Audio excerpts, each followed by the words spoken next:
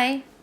So I wanted to take an opportunity to explain just a little bit, and hopefully it'll be brief. Um, Many parents right now, or people in general, are struggling with how to manage the virtual online school, or even just working from home and trying to navigate between those two. Kind of wearing two hats, the work hat and the mom hat, and then shifting back to the work hat. And that is a challenge for sure. I have 5 children, and currently living at home, there are 3, but 2 of them are school age.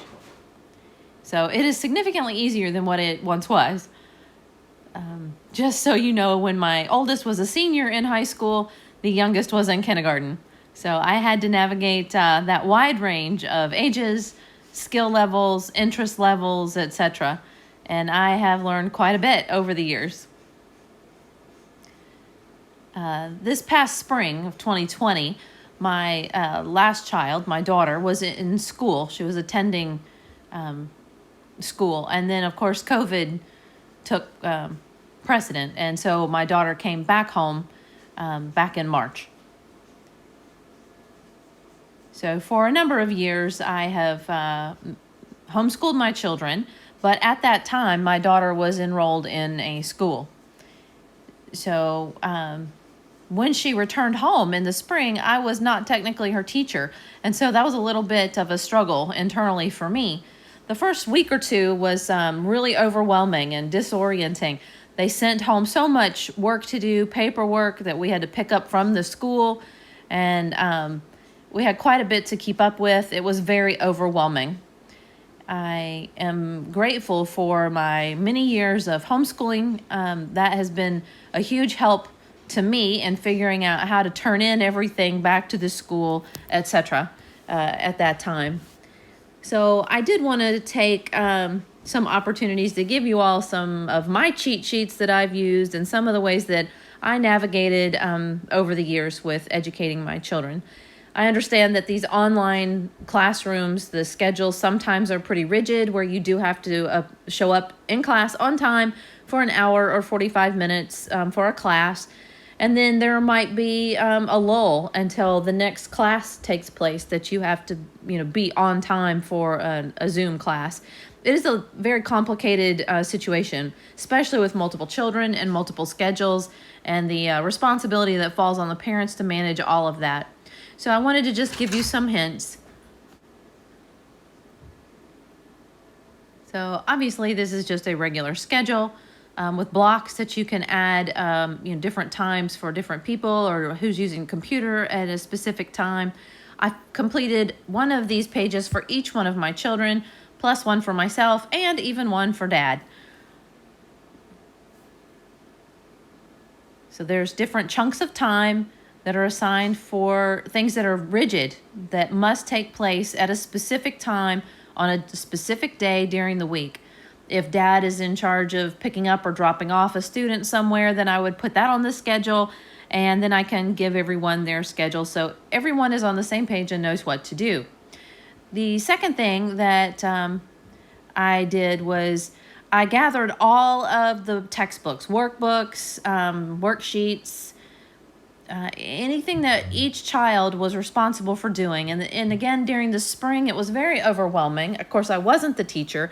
They were just sending me quite a bit of stuff that we were supposed to do.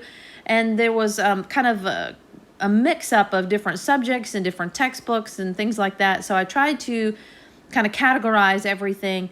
And then I completed what I call a checklist. So in the beginning, when I started utilizing a checklist, it looked like this. It has the name of a subject, and then it has boxes to check that it's been completed. You just check it for the first day, and then check it the second day, and then the third as you complete that subject. It's a very simple, basic checklist. But later, my husband, who is deaf, and I began to work together and being responsible for whether the children had completed their homework or not. And so I needed to clarify not just the name of the subject and whether it was done or not, but I needed it to be more specific, more clear. So I took a picture of each of the textbooks and then put them on this chart. And then for each textbook, maybe they vary as far as how many times per week they needed to be completed, maybe 1 day or 5 days or 3 days. But I would complete the chart. So it's delineated by day, Monday through Friday. And then I can be very specific about page numbers or exactly what needs to be done in that textbook. So when my husband looks at this chart, he would know immediately whether the student had completed that work. Let me see your textbook. Let me check the page numbers. This is math, for example.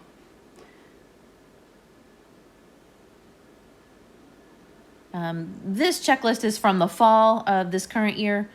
And so typically we do school Tuesday through Friday, because on Mondays, the kids attend a tutorial or a co-op, and I don't require that they do homework after being in class all day. So Tuesday through Friday.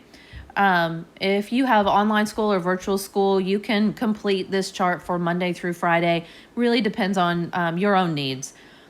But this is very clear. So either parent can look at this checklist and know immediately what the children should be doing. So I complete a new checklist every week, either Monday or Tuesday, so that my children know what to do throughout the week and they can work on it independently instead of coming to me constantly asking me what they should do next. Typically, it takes about an hour on Monday to sit down with each child and complete this checklist for the week. Be sure that they understand what is expected of them for the duration of the week.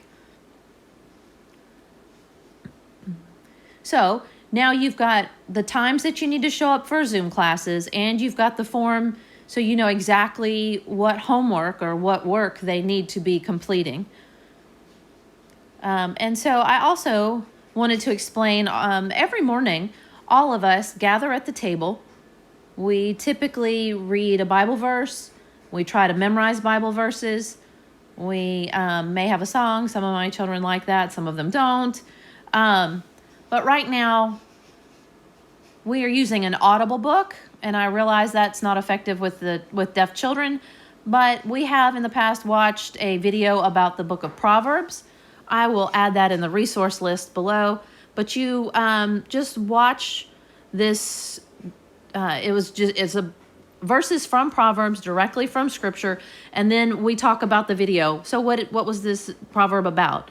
So that's our family devotion time. And then after that, we may do a subject or two that we can continue at the table all together. So, for example, history. Typically, history is something that we can do together as a group. We're studying the same time period at the same time. Regardless of the various ages, we're all going to study American history. The assignments for the homework would vary, so an older student would have to write a report, whereas a younger student may color a picture. But we have one subject that we all do together. I'm not really sure how that would work with multiple online students or Zoom classes. You may not be able to have very many subjects that you can do all together. And this year, for my family, there's only 2 subjects we gather together for. The first is Bible, and the second is history. After that, everyone is on their own and works independently, following their own schedule. But of course, if I am working with one child and the other child needs me, then they have to wait until I get done working with the first student, and then I can give them my attention. The student that's waiting, they have some options. You can either hold on to the current subject and wait for me, or you could go on and work on the next subject until I can get back with you, or I can give them something to do while they wait. So, for example, I still require copy work for my children, regardless of age, until graduation. They always do copy work. And the reason is because children learn through copying, or people learn through copying. You learn where to put a comma, where to put a period, where the capital letters go, and why they're there. Larger spelling words are practiced. It becomes innate as you copy. So research does show that copy work is very important. So I'll add that in our resources. If the other student is waiting for me, I may give them some copy work to do until I'm done with what I'm, with the student I'm working with. I absolutely love two companies. One of them is called Fat Brain Toys, and the other company is called Timberdoodle. Both of them have so many available resources. You can select an age range or a grade level. You can select a subject, and then a list will come up of a variety of toys that would work with that age bracket and that subject. Thinking skills is one thing that Timberdoodle has set up for specific ages. They've got different packages, and in those packages there are independent games. As opposed to games that require 4 or 2 players, these typically only require 1 player. Perhaps you've seen this type of game before. It's a puzzle, it's like a puzzle, and you have to think through how to move the pieces to follow the guidelines or the requirements they have. So it is something you can play on your own. And so if I'm doing school with one student and they're done with their copy work or they really can't progress to the next subject, I can assign them some thinking skills work to do. And that's a game. And this is actual school. It does help their brain get rolling. So again, it's Fat Brain Toys, and the other is Timberdoodle. There are quite a few options available from both of those websites for solitary games, maybe a solitary chess. There are quite a few options available, and it does vary by child's age. Also, I would encourage you to take advantage of the timer on your phone. If one student is not quite done with their schoolwork, I can say something like, I'm going to set the timer for the next 15 minutes, and I'd like for you to finish this. And if you don't get it done, we'll just put it off until tomorrow, but I want you to work really hard for the next 15 minutes. So typically a student will work hard, want to complete the work so they don't have to do it tomorrow. Also, I'll use a timer for half hour worth of solitary reading. So if I'm working with one student and the other student's waiting for me, I can set a timer for 30 minutes. You need to read something that I give them or something that they have to read, like a magazine or a fiction book that they would like to read, or even a newspaper for older kids. So I can give them something that they need to read for 30 minutes straight. Another thing that I typically do is to have a bin that I put on the top of our bookcase that I reserve specifically for when I'm working with one student. If this student that's waiting has no patience, then I can take the bin down and say, okay, you can play with these things until I'm done with math with this other student, and then I'm going to put the bin away. So in that bin, there may be a wide range of things. If we are studying a specific time period in history, then I may have little figurines of people from that time period. I may put some blocks in there, or I may ask them, hey, could you build something like, I don't know, a pyramid, or could you build, showing me, a river, and what do you do on a river? So they can build and play with those items while I'm working with the first student, and then I can get back and see what they've accomplished. Sometimes it's as simple as Play-Doh in the bin, or anything really. Special toys, special things for them to do that are in this bin that I take down for a limited time. It's not something that you can take to your room or play with later on at another time.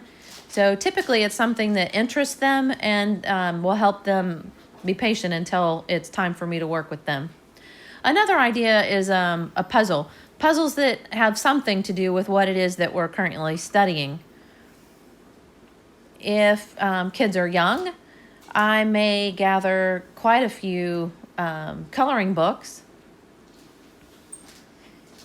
So, for example, if you're studying insects for science, then I would give them a coloring book with butterflies, and I say, okay, so I'm going to help your brother with math. I want you to color this butterfly in just a variety of shades of blue, okay? And so they'll color, and then I can do math with the other student, and then I can check back with them and say, let me see your blue butterfly, let me see what you did. There is a wide range of types of coloring books with science and nature and history, etc. Maybe you're familiar with Dover, the Dover Company. They have some pretty inexpensive coloring books.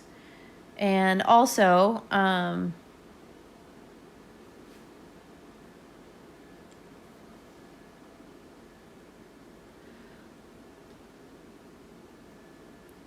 we typically take every other Friday to do something fun.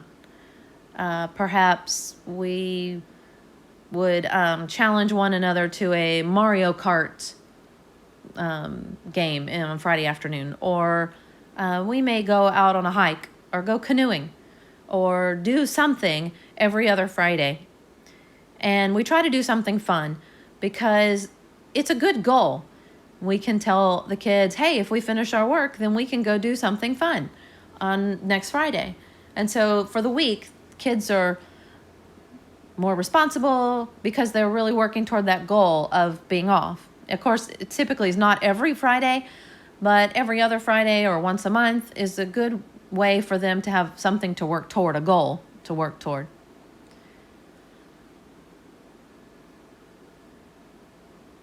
So I just wanted to give some idea about how to set things up, work from home, and I realized that trying to complete work for another teacher, not ourselves, is a little bit complicated, and it does take quite a bit of time to figure things out. And I cannot stress how dependent I am on this checklist. It helps me to be able to follow along that they're completing everything. I want a good overview to see how much work is left and how much they've completed. It helps with time management. It's a very important thing for children to be able to see exactly what is required. Some teachers are not very clear, and that makes it even more important. So also, one other comment, if kids are really struggling with these Zoom classrooms, class meetings, and how to pay attention, of course, you guys should be familiar with the fidget, something that they can play with, or something to keep their hands busy while they are paying attention to class, which is important. I really cannot blame kids for wanting to doodle or color in class if they can manage that and still pay attention. Perhaps deaf kids can't really look down at the desk so much, and so keeping their hand busy with something like a fidget spinner, or have something for them to do so that their eyes are free to see what's going on. All right, thank you.